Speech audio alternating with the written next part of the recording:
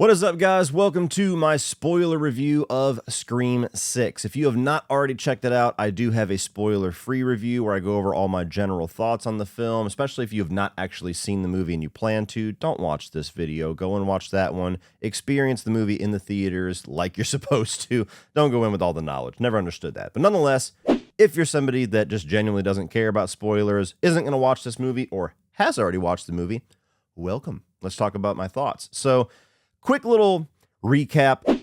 I enjoyed the movie. I've enjoyed all of the Scream films. I haven't given a single one of them less than 3 stars of 3 out of 5 for my review, and Scream 3 is that film that I would give about a 3-star review to. To me, that's easily the weakest of the films, including this one. But while the first 2/3 of this film, I was actually toying with the fact, I'm like, is this actually going to be my favorite Scream sequel? Because this is damn good. The last 20 minutes or so really did not work for me. Many different issues in the plot, many different issues with the execution, and just it seemed like the last 20 minutes, one after another, just single-handedly kept dropping my score to where I eventually landed on a 3.5 out of 5. I went to go check out the film a second time on Saturday, and while I still maintain the 3.5 out of 5, and while I still maintain that overall I enjoyed this movie, and I would recommend it especially to Scream fans, the second rewatch, with the knowledge of the third act and who the killers are, actually created some plot holes for me, to where there was 3 scenes in particular that while watching it, I leaned over to CP, who saw it with me, and I was like, this doesn't make sense now. And I explained why, and he's like, son of a bitch, you're right, that doesn't work. Speaking of Charles, on my Patreon page, me and him did a 2-hour deep dive into this film, went through the plot beat by beat. I'm probably going to do something similar to that here, though not nearly as in-depth. So if you want to check out both of our thoughts and us going back and forth and debating on certain things, I should have it up within the next 2 days or so. So if you're already a patron, you're not going to be able to see it right this second, but within a couple of days, you will be able to check that out and get even more of my thoughts on this film. So with that being said, let's dive into Scream 6, starting with the opening scene. And all Scream films always try to do something really clever and creative with the opening. Of course, the first film really kicked off with a bang with Drew Barrymore and everything that went on there. And ever since then, they've been trying to do variations of surprising and shocking the audience for a nice little cold open. And I really enjoyed the opening for this one. I thought it was really neat. It was creative and it was different. So you have Samara Weaving, who is sitting in this New York bar, and she is waiting for like her Tinder date, or it was called like Flirter or something like that whenever it showed her phone. And the date is not able to find the bar that she's at, picks up the phone to call her, and of course we all know that it's Ghostface.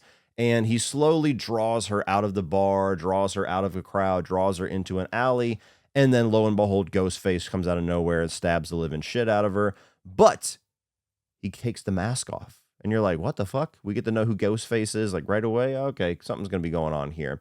And it's Flash from the new Spider-Man trilogy from the MCU. And so he puts the Ghostface costume in his backpack and walks home, interacts with Tara, Jenna Ortega's character, at one point too. And when he gets back to his apartment, he's got like this shrine in his closet of all this stab memorabilia, and he puts the bloody mask on this mannequin, and he's scrubbing his hands, cleaning up the evidence, and come to find out that him and his roommate were actually planning on killing Tara and Sam, but he kind of got cold feet, wanted to practice a little bit on his film professor, who was Samara Weaving. So he gets a call from who is supposed to be his roommate, and of course this is the real Ghostface. And so Ghostface keeps toying with him and drawing him around the room and gets him to tell him like what it was like to kill her. And he's talking about how it was like she was reduced to an animal, and the more that I stabbed her, the more she just became a piece of meat. And they do this hotter, warm, cold kind of game. And eventually he opens up the fridge and finds his roommate dismembered, like head and arms and limbs just inside of the fridge. Pretty gnarly, pretty gory. One of the goriest shots that we've had in the Scream franchise. And Ghostface comes behind him, stabs the living shit out of him, and there you have your opening. So there was a couple of copycat Ghostface killers, and then the real Ghostface, at least for this movie, comes and takes them out. Now, while I think that was a really good opening, and while I really enjoyed it, that opening also led to me almost immediately figuring out who the Ghostface killer is, at least who the Ghostface Prime killer is, because we have 3 of them in this film, the mastermind of this movie. So that happened, and immediately I'm thinking, like, as the Scream 6 logo comes up and they're playing the music and doing the little shot of New York, and I'm sitting there thinking, going, how the fuck did he know that they were planning that? Like, how did he figure that out? How did he know that they were going to do it? How did he know that he was going to be killing somebody that night? And like, it just, all these questions raised about how did he figure all this out? And immediately my brain went to detective or police force. And of course, I knew that Dermot Mulroney was playing the detective character in this. And so immediately my brain's going, man, I hope it's not that obvious, because that makes sense to me if that's a detective, why he figured all that out. I hope he's not the killer at the end. And all throughout the movie, all these things just kept solidifying how much I believe that Dermot Mulroney was the Ghostface killer, or at least the mastermind Ghostface killer. And so just like with Scream 5, within, a few minutes of the opening scene, I figured it out. There was in Scream 5, there was a line of dialogue. I don't know specifically what it was. I can't remember, but there was a line of dialogue between Jack Quaid's character and Sam that just tipped me off. I was like, it's a weird thing for him to say. I hope he's not Ghostface, because and then all throughout the movie when he's watching the stab films while murders are going on and claiming to not be a fan and never heard of them before, I was like, motherfucker, come on, that dude's obviously the killer. So Scream 5 to me was the most obvious Ghostface reveal until Scream 6, and I don't know which one was more obvious, but both films, I don't know if it was the writing, I don't know if it's just I'm old now and I'm starting to figure out this shit really quickly, but both of Scream 5 and Scream 6 by this creative team, I have pegged the killer within 10 minutes, right after the opening, almost the same exact couple of minutes after the opening. And so that's extremely disappointing. But yeah, that's when I figured it out. So you get introduced to our returning characters from Scream 5. They have all moved to New York City. Tara and Mindy and Chad are all attending a university in New York, and Sam just went with her sister to kind of keep an eye on her. And, Tara and the other two are at a party, and you can tell that Tara feels a little bit smothered because she's trying to do all these risky things. She's going to go upstairs with a dude who's clearly fucking creepy. And I love the fact that Chad jumps in yet again to be the guy. He's like, nah, she ain't going upstairs with you, fuckface. I love Chad as a character. We'll get back to that. So, yeah, we get reintroduced to everybody. Sam, overly protective, rightfully so. It's only been a year in the timeline of these movies since the previous events of Scream 5. Comes in, tases the dude in his balls. Tara gets really pissed off at her. And then they reconvene back at the apartment. And, there's hints that she's got a flirtation with this hot guy across the way at the other apartment building. Eventually, that's revealed that she's been screwing him the entire time and just keeping it secret, because the character arc with Sam this movie is a bit of social commentary similar to Scream 5 and like online culture, to where the events of Scream 5, the internet got a hold of it, and there is like this loud group of people with this conspiracy theory that Sam was the killer and Richie was just set up the entire time. And so she's getting like fucking Pepsis thrown at her in the street, and there's people whispering things about her, and when she shows up at the party, they're like, that's that crazy girl, and they're filming her. And they eventually dive more into it later on when we get Ghostface motivations, but that's the side of the commentary in this that I like, because that is absolutely a fact. Just like with Scream 5, when they start talking about toxic fandom, I'm like, yup, valid as fuck. And this one, when they start talking about the whole, assassinating your character, and how the people, the court of public opinion just jumps to conclusions, and people love to believe the worst about you before they believe the best about you. I'm like, yep, valid as fuck. So I enjoyed that as a piece of her arc. But because of all the things going on with her, she doesn't really want to have that spill over onto this guy that she clearly has a good relationship with. So it's like a secret fling. And while she's downstairs making out with him, they go on to the news and show that the killings that opened up the movie, the two Ghostface copycat killers, like 2 film students that had stab memorabilia have been murdered. And immediately Sam freaks out, tries to get Tara to pack her bags and shit, and they get onto the phone. And this is the moment where I went from like, I'm pretty sure Dermot, I can never get this fucking dude's name right. Dermot Mulroney. I'm pretty sure Dermot Mulroney is the killer. This is the scene that I was like, I shot almost up to like 95% sure, where they have the killings or whatever, and she picks up the phone. She's like, what's up, Mr. Bailey? And it shows her license on the floor with blood on it. And he's like, I need you to come down to the station. And I was like, that motherfucker's the killer. And he just put that license there to make her the prime suspect. I don't know why it was so obvious to me. Like, was it that obvious to you? Please. Because I hate being that guy, because it comes across as arrogant. And I know there's some people that are like, bullshit, you didn't figure it out that soon. You didn't put all this together. I swear to God I did. And that's what sucks. That's what disappointed me so much, where I'm just like, fuck, Why did I have to figure that out? Why couldn't I have been dumb for like the first 5 minutes and just go, oh, I don't know. So let me know. Did that tip off any of you guys? Those of you guys that did think that the Ghostface reveal was obvious, did any of those two things that I just listed, was that what did it for you, or was it something else? So they end up going to the police station, and Sam becomes the prime suspect, and there's all these doubts, there's all these questions, and he seems to, even though because they are roommates with his daughter, he's even more skeptical of them.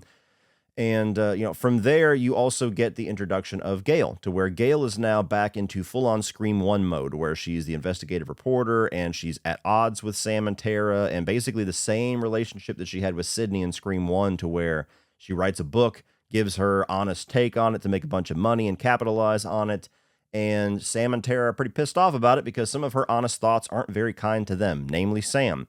Just like with Sydney, where she thought that Sydney was somehow involved, or Sydney's her recounting of the events that led to the incarceration of Cotton Weary were false or was skewed in some way. Very similar. And I loved the scene where Sam goes to punch her and she jukes it and she's like, yeah, I've been doing this too long. And then all of a sudden Tara fucking clocks her. That was great.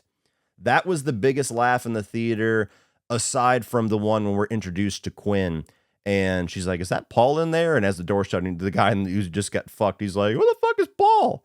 Everybody laughed at that one. Those were great. Some good humor in this movie. And so they reestablished that Gail, that's her relationship to this thing now. She's kind of gone back to being old school Gail Weathers. And, I like that. I don't think that Gail was integral to this movie, and we'll get back to that, but for the utilization that we did get, I did enjoy it. And actually, I need to back up a little bit. So when they were on the way to the police station, you get that scene from the trailer in the little In-N-Out Mart, the little convenience store, to where Ghostface calls them when they're on the way to the station and attacks them at night in public. They run into that little In-N-Out Mart, and Ghostface just starts killing people that are in the way. And I really liked elements like that came from the setting of New York. Does it strain credibility a little bit that he's able to do so much so publicly in this movie and get away scot-free? A little bit, but we all have our things that are too far for us. We all have things that don't make sense to us, or things that we're willing to forgive. And for all of the logic issues that I have with this movie, that was one that I was more than willing to forgive for the sake of just having cool scenes like that. Logically, does it make sense? Not really. But at the same time, I like the benefit of straining that credibility a little bit. I like having Ghostface in an In-N-Out Mart just slaying people. I like later on in the subway, which we'll get to. So those are the things that I do really appreciate about the New York setting. So naturally, when they are in this little confessional thing with Detective Bailey, we get introduced to Kirby. And I'll say on second watch, I wasn't as mixed on the utilization of Kirby. I liked it more than I did the first time, so we could probably shift that from mixed over to mixed positive. But you had introduced to her, and she's an FBI agent. And while I still wish we got a little bit more of old school Kirby in this, I do like the fact that, we're catching up with her, where she was a teenager in the first film, and now it's been, 11, 12 years later, and now she's 30, she's a grown-ass woman. And I like the fact that the movie addresses that through Gail, to where she's like, how the fuck are you an FBI agent? She's like, I'm 30. And it's easy to forget that Scream 4 was like 12, 13 years ago, 12 years ago. So yeah, I thought that was funny. The fact that the movie was clever enough to bring that up and make all of us feel old. That was nice. So I liked her character. I liked how they utilized her. Just wish we got a little bit more of the old school Kirby. But she's in here as an FBI agent. So you got two different versions of cop characters. You got local detective from New York with Detective Bailey, and you got Kirby helping them out. And Gail, while she's certainly a different form of investigative help, they're not as they're not as welcoming to her help. And also, I like the fact that the movie addressed Sydney's absence. They could have gotten away, I guess, with not mentioning it, but I think it would have been weird for more people than it wouldn't be. And so the fact that Gail basically says, like, I talked to Sydney, she sends her love, but she's getting her kids and her husband out of there to safety, and she deserves her happy ending. I like that. That was enough for me. And again, I'm somebody that thinks that this new trilogy doesn't need the legacy characters. I love Sydney Prescott. I love what Neve Campbell does with that character. I think she's one of the greatest final girls of all time, especially in the first trilogy. But I think these movies have established these new characters well enough and successful enough to where, to me, if Gail and Sydney never showed up in this movie, I don't think it really would have hurt it at all for me. But I like the fact that they addressed it. I think they addressed it respectfully, and it makes sense. It doesn't completely close the door on her coming back to the franchise, but it gives a sensible reason for me why she doesn't show up in New York for this one. She's a mom now, she's a wife, and that would take priority over these teenagers. So, sorry, I helped you last time. You guys just good luck sending my love. That's enough for me. So you have Kirby, you have Detective Bailey that are investigating this. You get the nice little whiteboard because Ghostface is leaving the masks in reverse order from Scream 5 to Scream 1. And you get all the killers on the whiteboard from all the different movies. Interesting little detail that some of you might have missed is that next to Stu Macher's face, his little picture, there's a question mark there. It says the day that he died, but there's a little question mark there, and we'll get back to that. So the movie continues on, and we get this sequence that, again, is a really great sequence as far as utilizing the New York setting to where they're all back at the apartment again. You have this situation where Ghostface is standing over the top of Quinn, the redheaded, like, slutty character, and she's on the phone with Detective Bailey, her father, and the hot guy across the way sees it, and they can't hear him, and he's trying to get their attention. This is the first scene that on second watch makes absolutely no sense. So by the end of the film, you are revealed that Detective Bailey is the main Ghostface killer, and the other two are his kids, and he's actually Richie's father, and they are Richie's brother and sister. So you got Ethan, you got Quinn, are the other two side Ghostface killers. And so when you know that, you watch this scene, and in a isolated room with no other main characters there to hear this or for this to be a benefit for them, one Ghostface killer is laying on the bed talking to the other Ghostface killer to put on a ruse that she is suspicious of her roommates, and she's like, I know you're a detective, can you look into my roommates, or something along those lines, while the third Ghostface killer is looming above her. Who is that scene for? Besides the audience and creating a little bit of doubt of, oh, so Quinn's obviously not the killer if she's suspicious of everybody else. That scene makes zero fucking sense after you know who the Ghostface killers are. All three Ghostface killers putting on this ruse for nobody to witness. Nobody. So you get the whole scene now where you get the core four introduced, where Chad's talking. He's like, we're the core four. Again, love his character. I love his personality. And they're all like, dude, that's lame. I'm not high-fiving you on the core four thing. And I like the fact that after they start to open up and Sam opens up and they get a little bit more emotional about how they're a team, then they embrace it and they're like, all right, core four, baby. And then she tells everybody that she's fucking the hot guy across the way. And they're like, I knew it. So I really enjoyed that. I love these new characters. I genuinely do. They've taken it a long way for me. Like, if I didn't like them, this movie would have been closer to 2 stars for me. But I really, really like these new characters, the core four. So I loved that. And quickly they get the little text message that shows Quinn being attacked. And now that we know it's a fake, it's a ruse, Quinn gets thrown through the door, her throat slit, and now Ghostface is in their apartment with them. And so Mindy gets slashed across the arm. Mindy's girlfriend, I forget her name, gets stabbed in the gut. The knife is twisted, and then the knife is dragged up like a good 6 inches. Bad fucking wound. And even though she's hurting, she is bleeding like crazy and still manages to just walk around, crawl around, and be totally functional for the next 5 to 7 minutes. And again, we have things like this in slasher films sometimes. We have had things like this in previous Scream films, namely Dewey. Dewey got stabbed like the first 3 fucking movies and walked away. And so this was the first time where I raised an eyebrow where I'm like, I don't know if she would have survived that, but whatever. I can forgive that. It's the first time it's happened. So you get this really awesome sequence where Ghostface is attacking everybody in this enclosed apartment with no way out except for crawling across this ladder to Hot Guy's apartment. And again, really great thing to have as a change up of like the dynamic of these movies because of the setting of New York City. I loved this sequence, very tension filled. So Ghostface is trying to kick open the door. Sam goes across the ladder. You have Mindy that doesn't want to leave her girlfriend, but her girlfriend's screaming for her to go. She goes across the ladder, and now her girlfriend starts to go across, and Ghostface makes his way in, stabs his knife into the windowsill, and starts shaking the ladder. That shit was intense. And then when he finally tips it, And she goes over. I mean, we've seen people get thrown off of balconies and stuff in this movie. I mean, you had Sarah Michelle Gellar. They threw her off the railing in Scream 2. But the aftermath that we saw where she fucking smacks her head on the dumpster, and then all of a sudden she's face up and like the whole side of her face is just bashed in like a Rocky movie.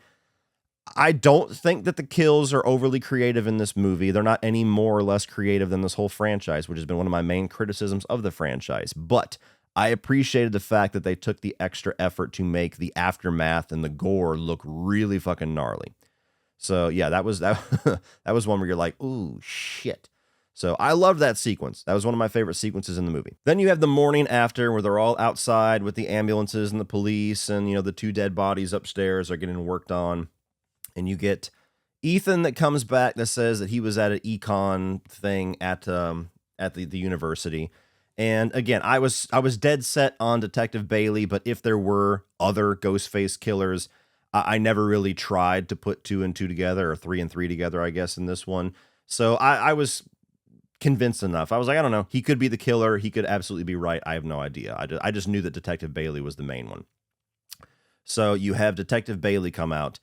And this is one of the times to where, like, Dermot Mulroney, his performance just really was off throughout most of this movie for me. And this was the first time where it showed, to where he comes out and he's emotional because Quinn is supposed to be dead, and that's his daughter. And so he's putting on this performance for everybody, like, my whole family's dead. My son's dead. My daughter's dead. Like, I got nothing. And then he gives this line to where, you know, he tells him that he's been taken off the case. And he says, but I'm still going to hunt this guy. And then he gives this line where he looks at him and he goes, because if you mess with my family, you die. And I was like, ugh. Didn't like the way that he delivered that line whatsoever. It didn't work for me. It's one of many lines that does not work for me from his performance. But that also started to hint to me about Ghostface motivation, because I'm already convinced at this point it's him. So I'm like, okay, he's saying that to them, but I'm sure there's a double meaning behind that. You mess with my family, you die.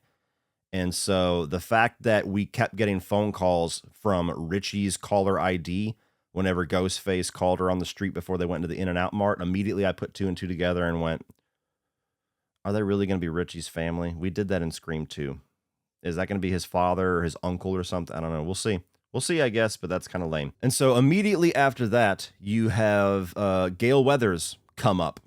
And so now that Detective Bailey's like, all right, we're going to get this fucking guy, and I don't care if I'm off the case or not, we're going to fucking kill this guy. And then Gail walks up, and she's like, hey, truce, off the record, I want to help. And immediately on second watch, I'm looking at this exchange, and I'm like, oh, I totally forgot that Gail actually met Detective Bailey, and she was standing right there, and they were all like in the group together. If she wrote a book on the events of Scream 5 and Richie and whatever the other killer, Amanda, she's like my least favorite Ghostface reveal. If she wrote all the book and knew all the details and did all the investigative reporting just like she did in the first movie, wouldn't she know what Richie's father looks like? It's been a year. Like, at least in Scream 2, they give a dialogue excuse for that, to where you have Sydney where she's like, Mrs. Loomis? And Gail's like, what? Because she knows what Mrs. Loomis looks like. She's done all the investigative reporting. And she's like, that doesn't make any sense. And she goes, well, this is like 100 pounds and a lot of work later. Something like that, to explain why she looks so different. In this, there's nothing like that. And it's only been a year. It's only been a year. Somebody please explain to me down below if there's an explanation for that, or if there's a way that you forgive that. Because to me, that was just like, fuck, man, that's 2 scenes now that now make no sense on second watch. How many are there going to be? So they follow Gail because Gail, through her investigative reporting, has found the shrine that we see in the trailer. And it's in the name of the 2 kids that were killed in the opening.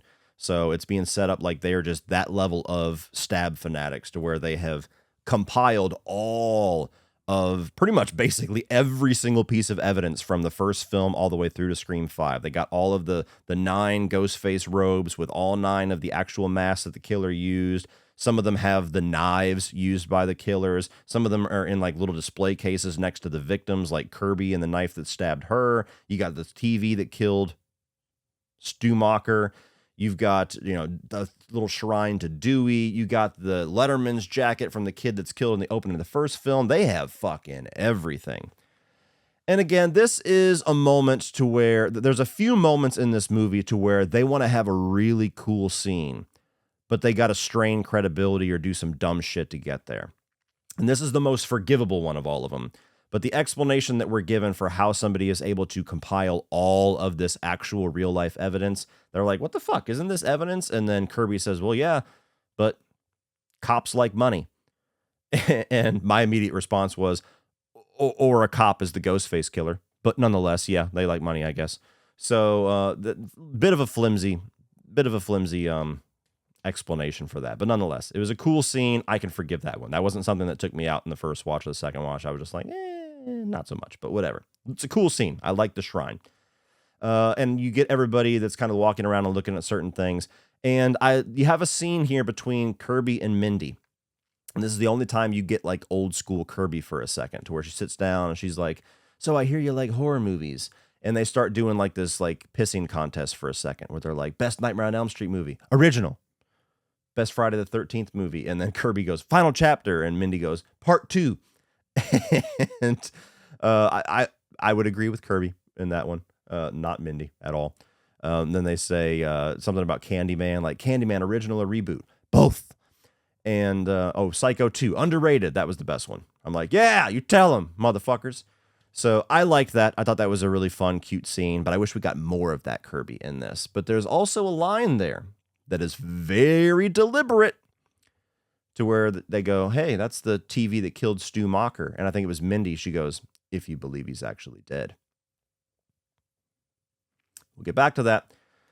So nonetheless, they find this shrine, they find all this evidence, and there's another element I'll save the third act to talk about that's pretty fucking silly too. And throughout this scene, when everybody's looking at everything, and they're like, they've got all the evidence from all the different stab killings, all the different events, all the different killers. And there is a line by Dermot Mulroney that was groan-inducing and literally laughter-inducing in both screenings that I saw, to where they're like, oh, they got all this stuff. And then he looks and he goes, you guys have been through a lot.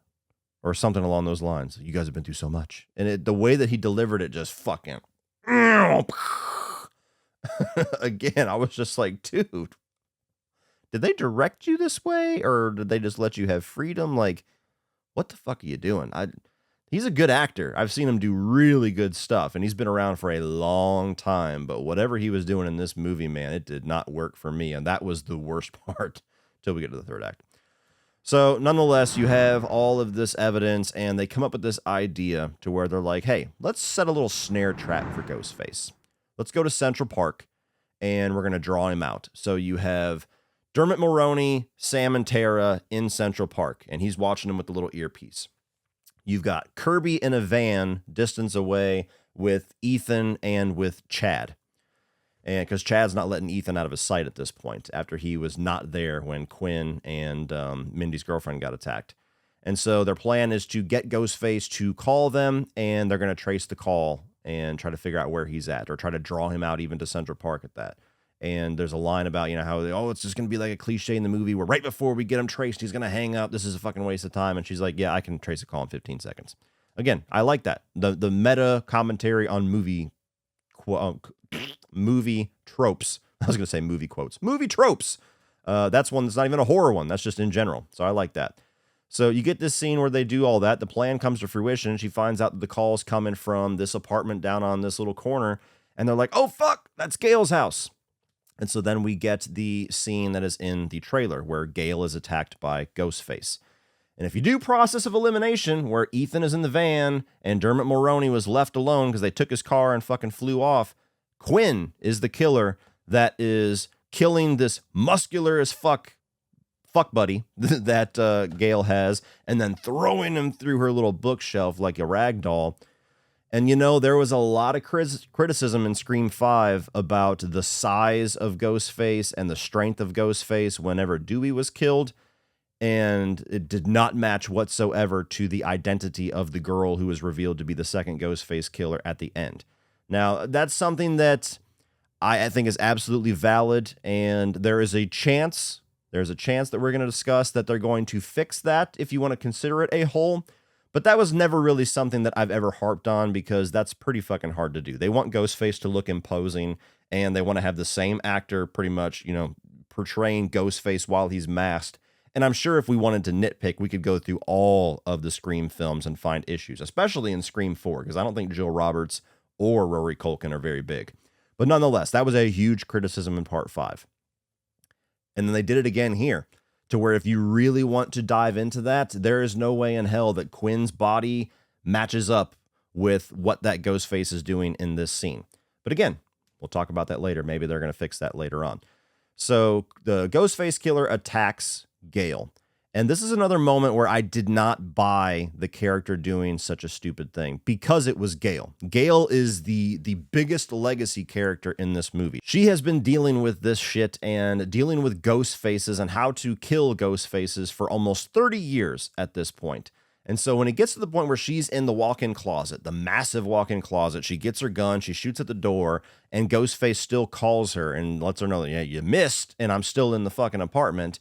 Why she left that closet, I did not buy that whatsoever. I know it's a movie. I know you got to stick to bullshit sometimes to have the scene go where you want it to go. Obviously, they wanted Gail to have Ghostface to get the drop on her and almost mortally injure her.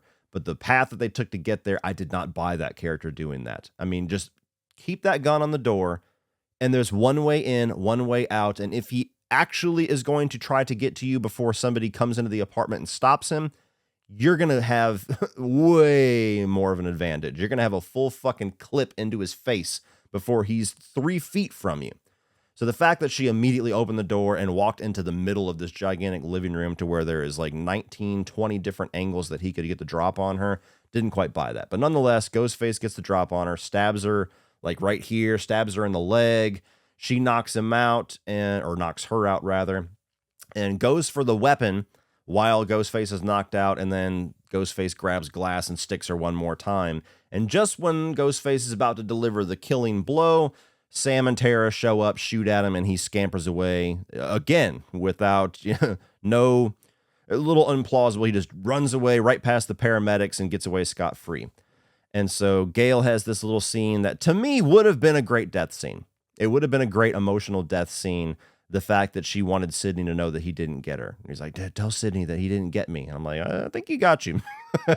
But as we know, Gail's just fine. So she gets the shit stabbed out of her. And there's a bit of an apology there from Sam. Like, I should have known that Ghostface was coming for you. And then we quickly get into the third act. So from there, now that, Gail is possibly dead and Ghostface really isn't fucking around, Kirby calls them and says, hey, like, I've got a plan. I got a plan how we can end all of this. And so you get the subway sequence from the trailer, which I hate the fact that they gave this away in the marketing.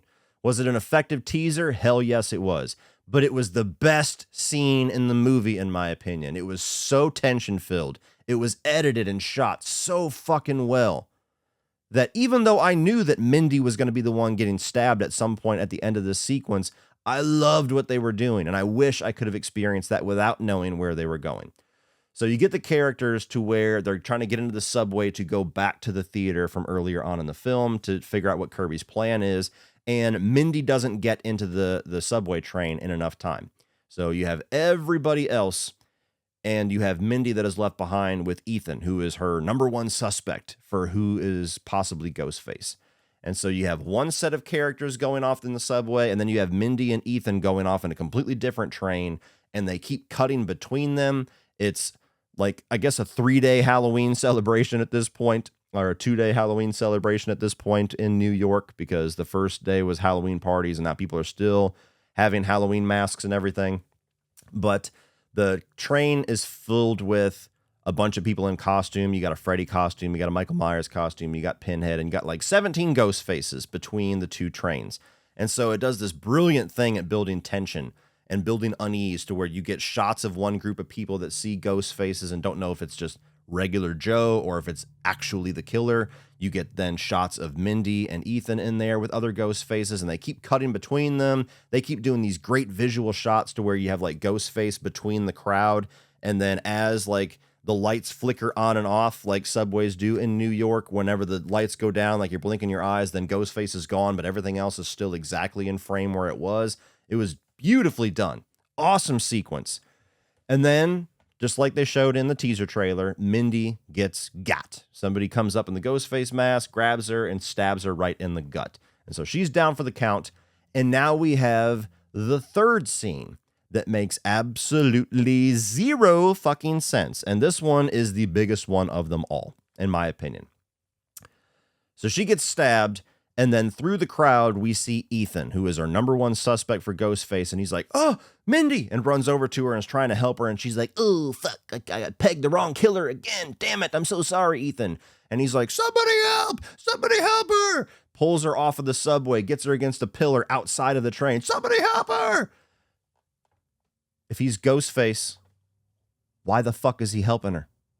Aside from showing the audience that he's trying to help her and divert your suspicion away from him. How does that make any fucking sense whatsoever? There's nobody else in the protagonist cast here that is there to see that, to where he's putting on a play for Sam or Tara or somebody like, "Oh my God, Mindy got stabbed. Somebody help her." Trick that bitch. That's not the situation whatsoever. It's just those two. It's just those two. Zero fucking sense whatsoever. And look, I almost want to watch the previous 5 films and like really like hone in on it and see if there's dumb shit like that in these movies after you know the killer. But as many times as I have rewatched those films, I have never seen scenes like this. Certainly not 3 major ones in one movie where it just, the logic completely falls apart after you know the identity and rewatch it. That is one of the reasons I think this is genuinely one of the sloppiest written Scream films in this series so far, because that's like 3 major ones all in the second act that just make absolutely zero fucking sense to me. So again, I challenge you down below in the comment section, if you disagree, and I welcome it if you disagree, it's fine, but explain it to me.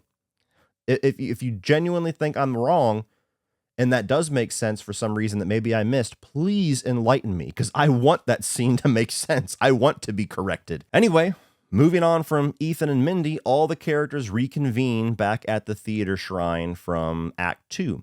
And Kirby's plan is she's manipulated the electronic lock to where whenever Ghostface comes in there and they're all waiting for him, the door will lock, and she has created a kill box where they can all band together and take out Ghostface. Foolishly assuming that it's only one killer, which all of them should know at this point. There's even a line where she's like, Roman Britcher was the only one who was a single ghost face for him. Kudos for creativity. None of them ever suspects that there's multiple killers. Nonetheless, you have a scene between Tara and Chad. That's a payoff from earlier in the movie where they were about to kiss and then they got cock-blocked. And now they finally embrace, they finally kiss. And after that happens immediately, really well placed, really well done, where you get that moment of levity and it's like, oh, isn't that sweet? And a Ghostface killer comes up and stabs Tara like behind her shoulder. And then Chad starts whooping Ghostface ass. Again, I love the character of Chad.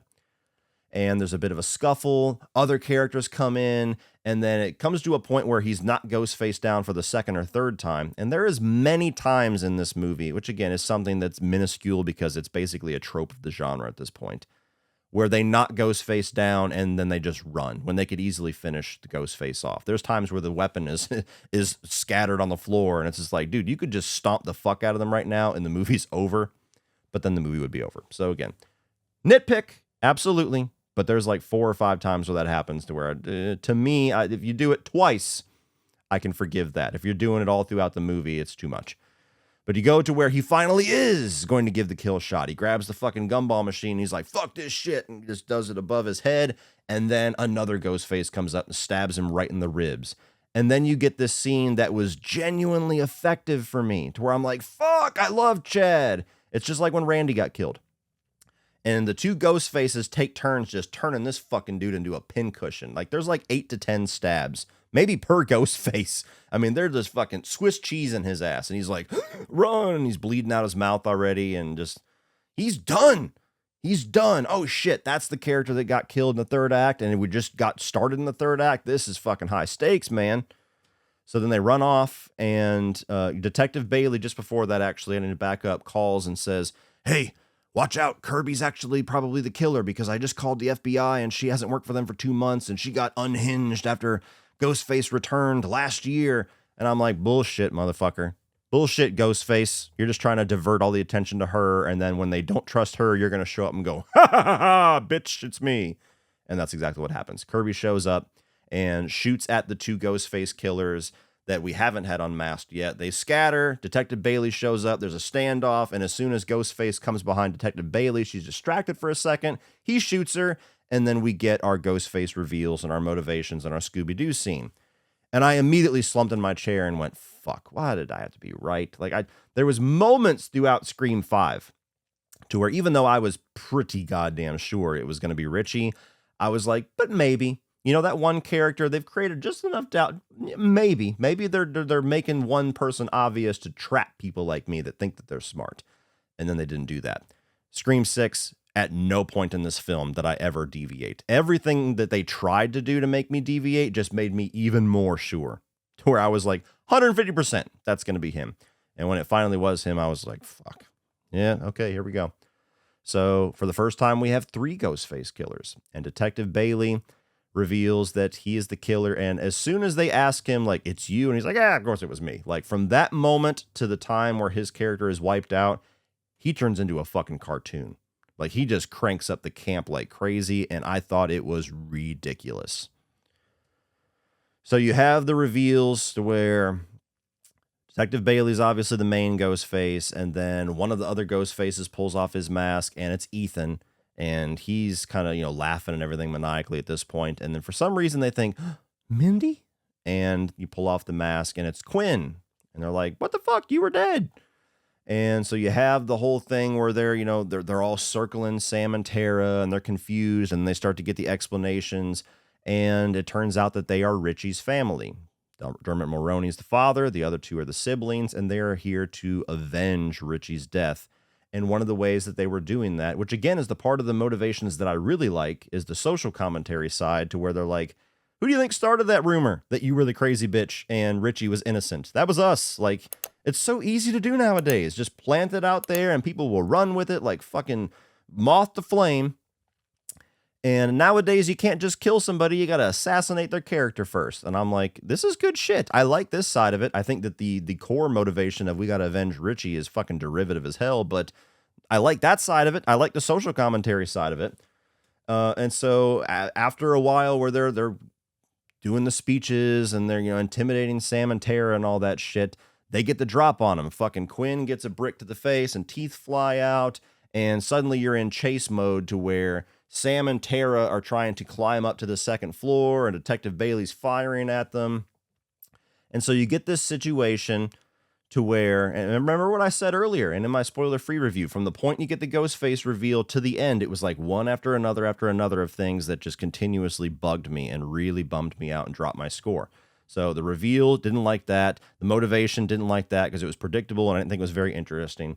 So now you got Sam and Tara trying to climb away to the 2nd floor. Sam gets over the top and now she's holding on to Tara and Tara can't get a grip on her arm because it's covered in blood. So it's slippery. But they keep shooting it and showing in frame that even though she's trying to grab her sister's arm, like this far away is a ledge as well as 2 poles. So it's like, oh, fuck, I can't get a grip. Here, let me just hold on here. I'm good now. Again, nitpick, perhaps. For me, at this point, because we've had so many stupid little things like that, now it's just like a pile on top of the pile. So now it's just snowballing for me. And so you have a situation, while I like narratively what this situation creates, to where Tara's like, you've got to let me go.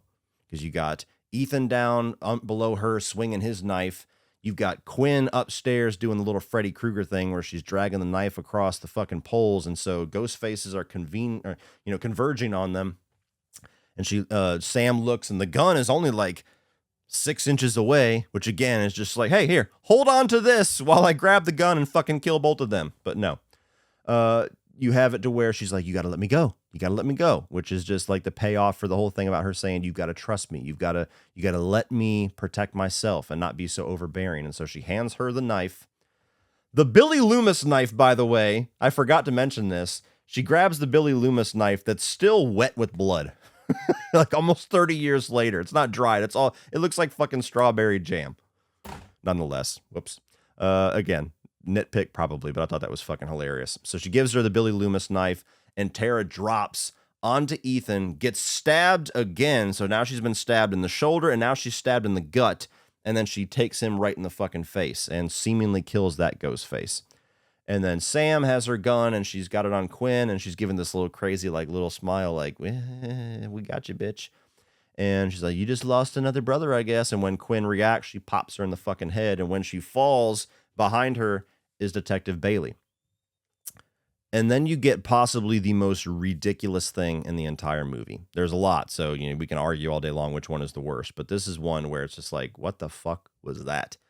So she points it at Bailey and click, out of bullets. She goes, fuck, and throws the gun down and then charges. Ah! Detective Bailey, meanwhile, has a fully loaded weapon and just saw both of his kids killed, to his knowledge.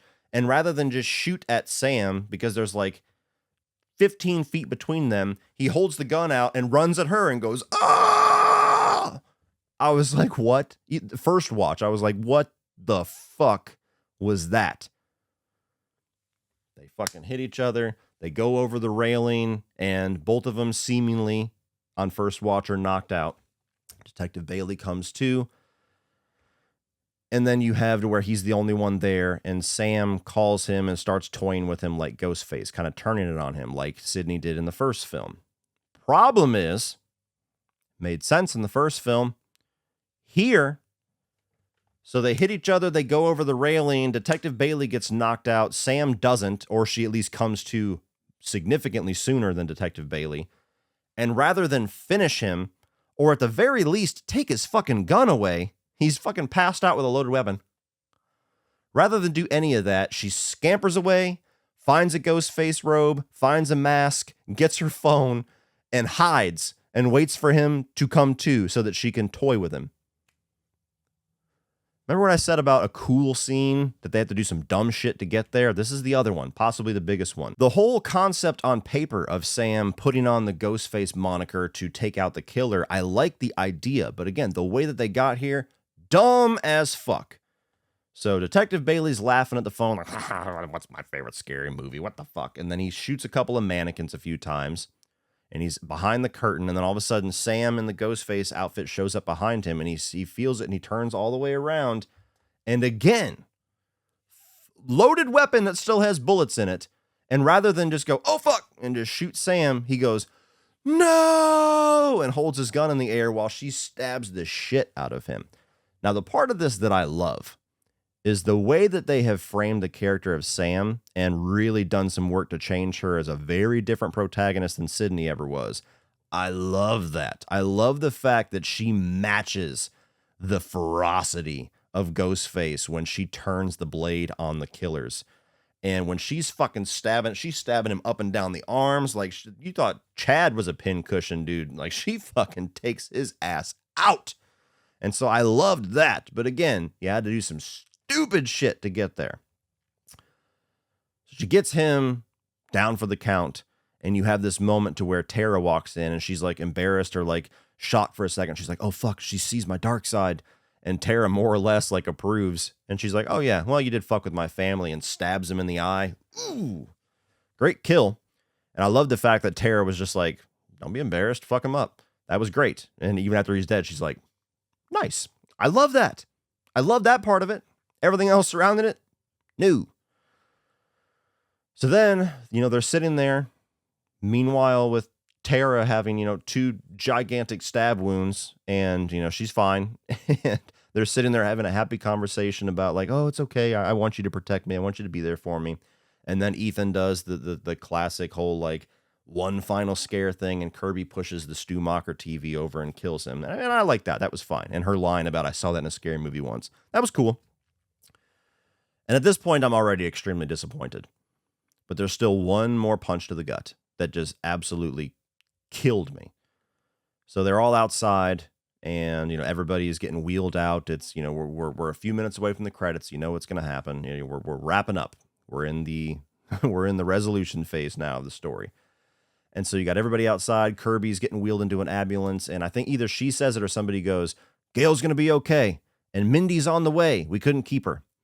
And Mindy literally runs up, like big ass fucking gut stab wound, and she just runs up like nothing ever happened. She's like, "Guys, I figured it out. It's Ethan and Bailey." And they're like, "Yeah, and Quinn." And she's like, "Fuck, I still didn't get it." Now, again, I like the whole joke about, she's the horror expert and she can't figure it out. She can't get the answer right. But I am curious of how the hell she figured out it was Ethan and Bailey. We don't get that explanation. Maybe we don't need it. Again, that's probably a nitpick, but I was like, how did she figure that out? But the fact that she ran up like everything was fine, I'm like, this is like the fourth or fifth character at this point that's got like almost mortal wounds, at least from, I'm not a medic, I'm not an ambulance driver. Maybe that's realistic, but to me, it's like, you should be fucked up if not dead. And then at this point, I'm still like, I'm annoyed, but it's not a gigantic issue for me. It's not something where I'm almost debating, like, should I even bring this up in my review about people walking away from stab wounds? And then they solidified it as a hard negative for my experience, to where Tara starts to cry and they go, "What's wrong?" And she goes, "It's Chad." And then you hear in the distance, "We got another one." And I actually said audibly the first night when we were in a theater, I was like, "Get the fuck out of here." And Chad's fine. Stabs 8 to 10 times, maybe per Ghostface, from his chest to his heart, all the way down to his fucking intestines. And he's good. They wheel him over and he's takes the mask off and kisses her and everything's good. Bullshit, man. Like, I love the character of Chad. There's a part of me that's glad we get to have him back, but fuck you, he's okay. I don't know why, for the life of me, they decided to ramp Ghostface up in this movie to where I honestly think there's a solid argument that this Ghostface is the most brutal, and his kills are the goriest, and his kills are the most brutal, and this is the angriest and most ferocious Ghostface that we have gotten yet in these 6 films. Why in that movie, when you're going for that, would you also give all of your protagonists the most obnoxious level of plot armor? To where when you get to the end of it, the only people that died are the brand new supplementary characters that, I'm sorry, weren't very good and none of us really give a shit about. Nobody significant died in this. Nobody. And that's a problem. I'm not saying you have to kill major characters. Like, you can get away without doing that. They did it in the first 4 or 5 Scream films with the legacy characters there. But when you're going for stakes, when you do that, that takes the stakes away. So to me, that was just absolute dumbfounded that they did that decision. So the very end of the film, you got Sam, and she's sitting there as, Tara's walking away, and she opens up her like hoodie or whatever, and she's got her father's mask. And so you're getting that, like, I'm getting drawn to the dark side thing that they've been establishing very well with her the past 2 movies. And then Tara say, "Hey, you coming?" And then she throws the mask away and walks away with her sister. And then there's a post-credit scene where, for like, it's literally a second or 2 long, to where Mindy's like, not every movie needs a post-credit scene. Mildly clever. It's very on brand for Scream. I don't think it was necessary, because people told me there's a post-credit scene, make sure you stay for it. And not only was I already frustrated with the movie with the 3rd act and just totally bummed out, and that post-credit scene didn't do anything to help that, but my fucking eyes were turning yellow at this point. Like, I had to piss so bad. And it's a full-on post-credit scene. It's not a mid-credit scene. So you're sitting there like, fuck, how many people worked on this movie? And then you get that, and I was like, oh, and walked out. So that is pretty much all of my in-depth thoughts on this film, all the way through the plot, the different characters. Again, I still think it's a very entertaining movie. I still like more than I dislike about it, but the things that they fucked up, to me, it was just like somebody else took over the movie. It was like the people that nailed Scream 5, in my opinion, and nailed the first 2 acts of this film for the most part. It's like they handed it off to somebody else for the last third. And I'm just like, what the fuck, dude? How did this go off a cliff? Literally went off a cliff for me. I was like debating if the 3rd act was on par with the first 2 acts, this would have been scored somewhere between 4.25 and 4.5 for me. And I would have said easily, this is my favorite Scream sequel. Still not better than the original, but it's easily my favorite Scream sequel. And the last 20 minutes of this dropped it down to where I was debating whether or not it was my least favorite Scream movie. How that happened, I don't know, but that's honestly, for me, just play by play how it happened, and as well as the things that on rewatch added to things that don't make any sense in the script writing. Now, something I want to end on is some hints towards Scream 7. And I personally think that they've done some pretty deliberate things throughout Scream 5 and Scream 6 to set certain things up. Whether or not it will come to fruition, I don't know. I'm sure they have backup plans in case it doesn't work out, but to me, it seems pretty deliberate to where I would be surprised if they don't do this, this theory that I have in Scream 7. And it's not a totally original theory, but, I've never really been one to subscribe to or to be all that passionate about the is Stu actually alive theory. For those that don't know, when they were writing Scream 3, that was originally the story they were going with, was that Stu was going to be alive, like in prison and doing like a Ghostface mastermind thing, maybe like that show The Following with Kevin Bacon, where he's got like a cult. And the storyline was too similar to the Columbine events that happened around that time. And so they had to rewrite the movie completely and abandon that. And ever since, you've had fans that know that have hung on to that theory. And so I've never really been one to care too much. I think that it all depends on execution, as is everything else. Like, there's a way that they could bring Stu back and really have it be badass and shocking for those of us that don't spend all our time on the internet talking about movies. But there's also a way that's unfortunately much more likely that they could absolutely drop the ball and make it embarrassing to where it's like, what the fuck? That makes no sense. But there are some things throughout Scream 5 and Scream 6 especially that I think actually pretty much directly hints that that is the direction that they're going to go. So in Scream 5, it's easy to miss, but during the segment where he's on the tablet and he's watching, where you got dead meat there, and you got in the bottom corner was the little Easter egg where it suggested that Kirby was actually alive. And there's one there as well that's like a conspiracy theory video that says, is Stu Macher alive, or is Stu Macher really dead? Something like that. Then you get to this film, and you have that line that is very deliberately put in there between Kirby and Mindy, where it's like, this is the TV that killed Stu Macher, if you believe he's actually dead. As well as the whiteboard scene where you got Stu Macher's face and there's a little question mark off to the side there. Why is that question mark there?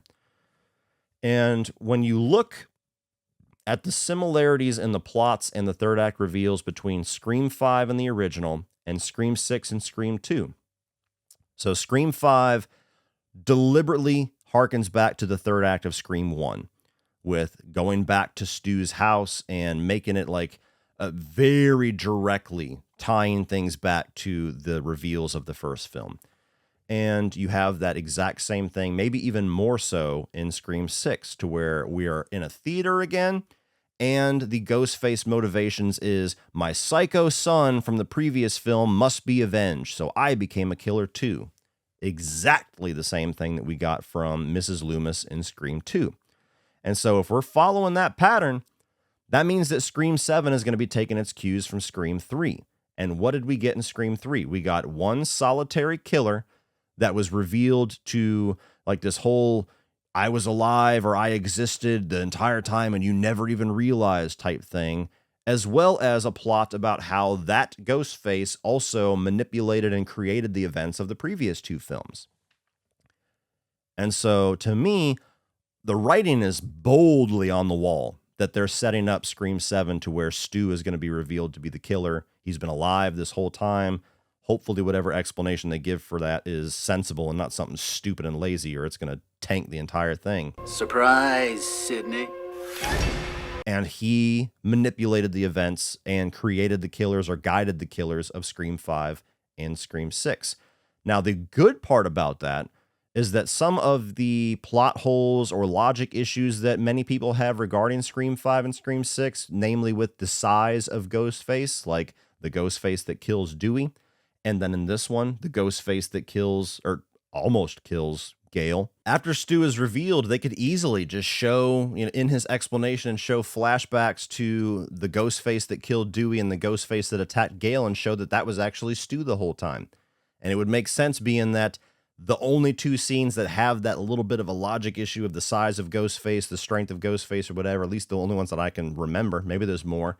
The most significant ones is the two legacy characters. And who would want to kill Gail and Dewey, Gail and Dewey, as well as presumably Sydney if she returns for a Scream 7, than Stu.